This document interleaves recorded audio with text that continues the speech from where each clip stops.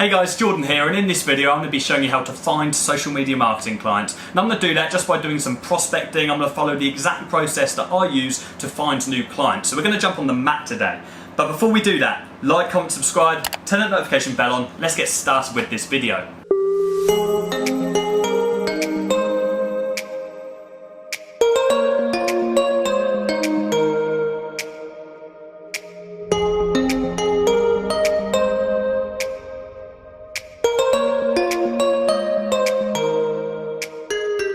Okay guys, so apologies if there's a little bit of background noise today. It's so hot in the UK at the moment, so I've got the fan on. It saved me from melting, so we'll allow it just for this one video. So jumping into it, prospecting.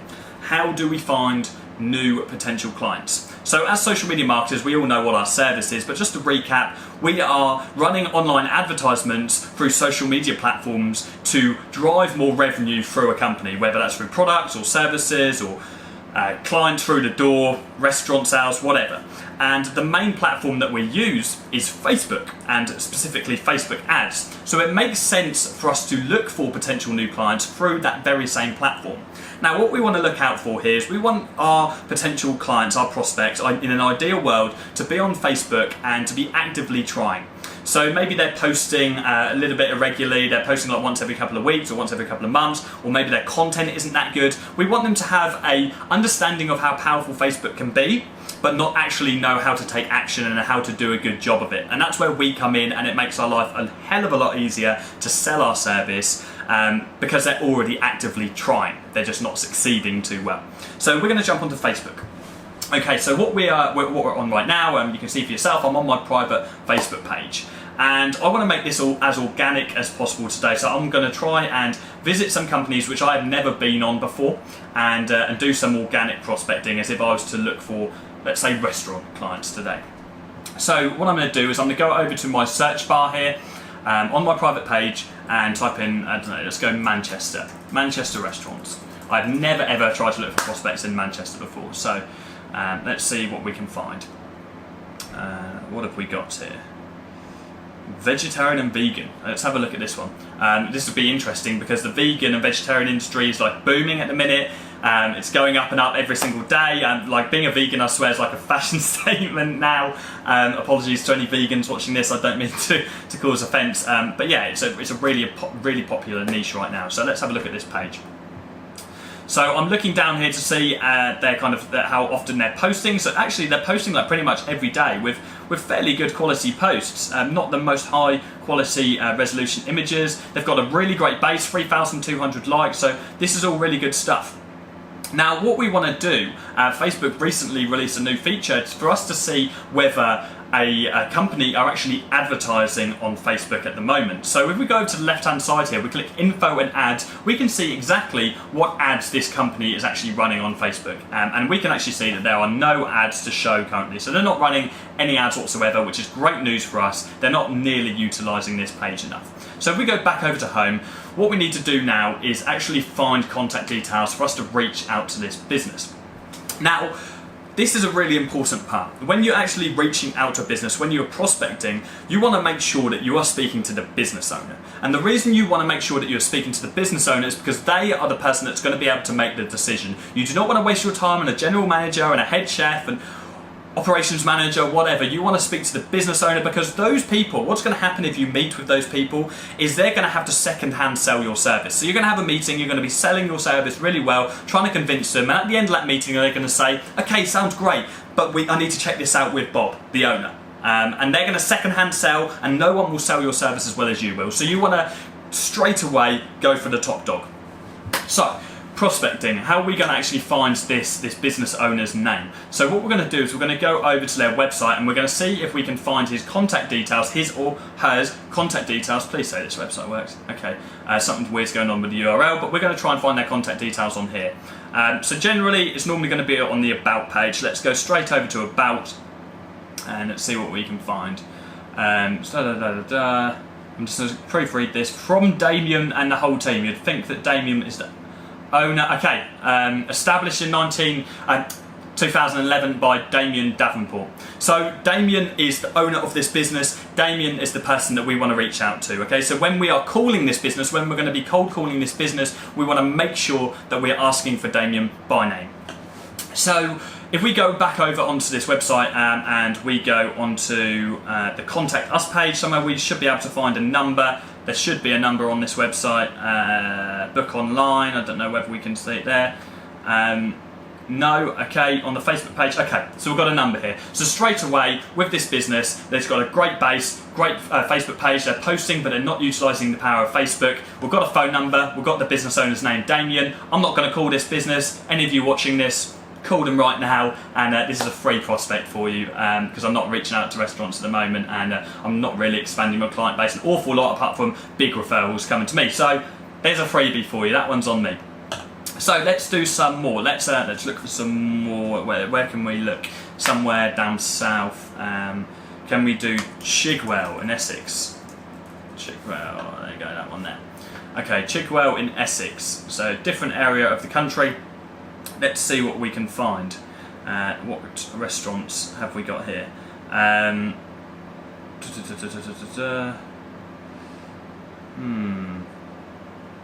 I don't want to go for one with like a too much big base. Let's have a look at this one. Melon. It might be a little bit too big. They might already be surprised if they're not already running ads, because they have 5,400 likes on their page. Let's have a look. So they're posting regularly, which is good. They're trying it out. It's actually a restaurant and bar, which is interesting. Info and ads. Let's have a look. Okay, they're not running adverts. So again, a really good prospect to reach out to. Let's see if we can find the business owner's contact details. Melon Restaurants.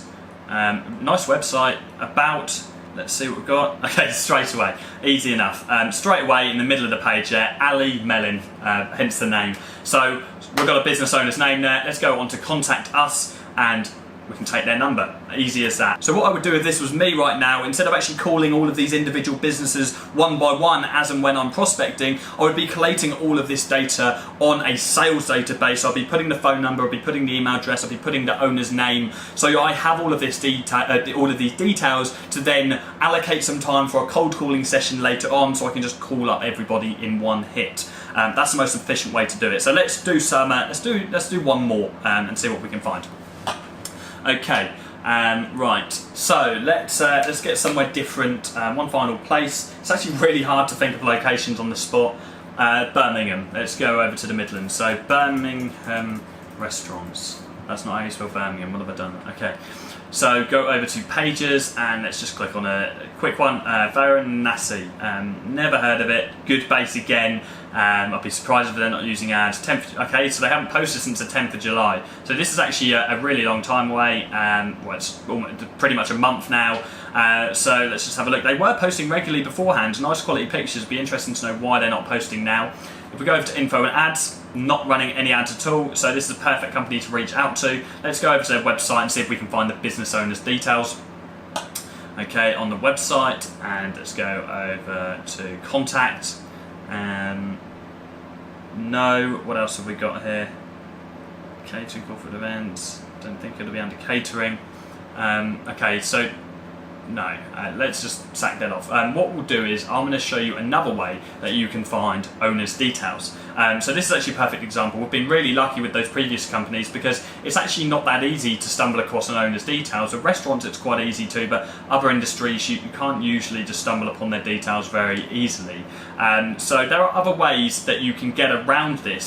So what I actually do is in the UK we have a website called Companies House. Now, Companies House is an open record for absolutely anybody to use for you to be able to search limited companies' details. Now, I don't know whether you can do this in the US, I'm sure there are alternatives, but certainly here in the UK, when you're registered as a limited company, your details are open for the big wide world to see. So if you can find a company's legal name, you can find the business owner, you can find all sorts of details about that specific company. So let's jump over to Companies House.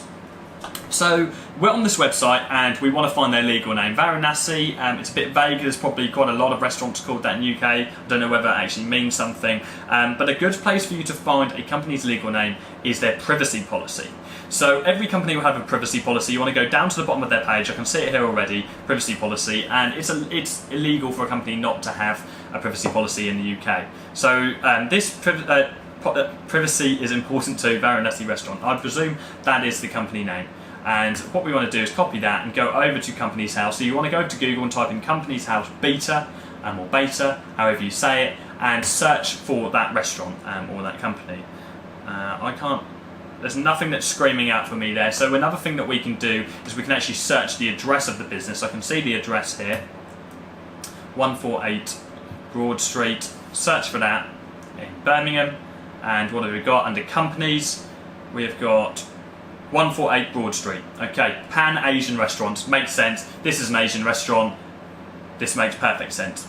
It is currently trading at the minute, incorporated in 2012. All adds up. Go over to people, and we have the director here, restaurateur Mohammed Hussain. Okay, Mohammed Hussain. He owns one restaurant. This is who we want to reach out to. So again, you can find these owners' details. So all we have done here is just gone over to a simple website, put in their address, and we have found the owners' details here and add this onto your prospecting list, your sales database, and you can now call up Mohammed from Varanasi Restaurant, and and you're good to go. As I say, I don't know if you can do this in the US. I'm sure there are website alternatives, so have a look. This is actually a government-owned website, so have a look on like US government regulation websites and stuff. You might actually be able to find it for yourselves. But certainly you guys in the UK, this is the best way to find business owners' names if they're not on their website, on the basis that they are a limited company. Now, that is a kind of a brief overview of how I prospect, how I find business owners' contact details, and kind of generally what I'm looking for with my potential clients. But I do have, as I've prospected over the last 12 months, I do have a specific, quite strict checklist that I go through for all of my potential prospects. There are certain prospects which are better than others that you can reach out to, which will be easier for you to sign up and you'll be able to get better return on investment for. There are certain things that I go through in my head when I'm looking for a Facebook page of a business that are certain tick boxes that I'm ticking to say, yeah, this is the right company for me to reach out to. I haven't gone into that in full detail in this video because all of it is in my course, and it's not fair to all of my students for me to just be releasing that information on my YouTube. So if you are interested in my prospecting checklist, then jump in on the course. You'll be able to see all of that information there. But you've got more than enough information on today's video for you to start prospecting and reaching out to new clients and start finding them through Facebook. So I hope you got value from this video, guys. If you did, then smash that like button, drop me a comment below, and if you're not subscribed already, you know what to do. Hit that button, turn your notification bell on, and I'll be back again on Friday. See you then, guys.